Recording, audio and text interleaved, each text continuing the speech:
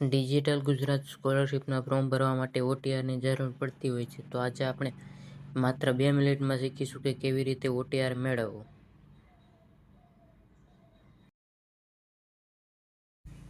તો સૌથી પહેલાં તમારે કોઈ પણ બ્રાઉઝર ઓપન કરી લેવાનું છે અને પછી તેમાં સર્ચ કરવાનું છે NSP.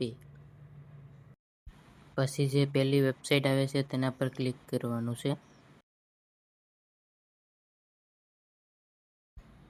પછી તમે નીચે સ્ક્રોલ કરશો તો તમને અપ્લાયનું ઓપ્શન દેખાશે, તેના પર ક્લિક કરવાનું છે.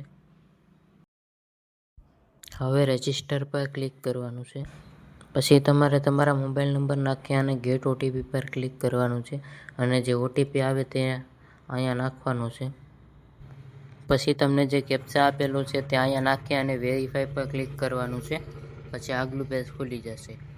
પછી તમારે તમારો આધાર નંબર નાખી અને ગેટ OTP પર દબાવી અને જે OTP આવે તે નાખી અને વેરીફાઈ પર ક્લિક કરવાનું છે. પછી તમને આવી રીતનું પોપઅપ દેખાશે અને એગ્રી દબાવશો એટલે તમને આવી રીતનું આવી જશે અને પછી ત્યારબાદ તમને આવી રીતનું એક રેફરન્સ કોડ મળી જશે. હવે તમારે પ્લે સ્ટોર પરથી આ 2 એપ્લિકેશન ડાઉનલોડ કરવાની છે. પછી તમારે આ એપ્લિકેશન ખોલી અને તેમાં eKYC પર ક્લિક કરવાનું છે અને પછી આવી રીતનું આવી જશે.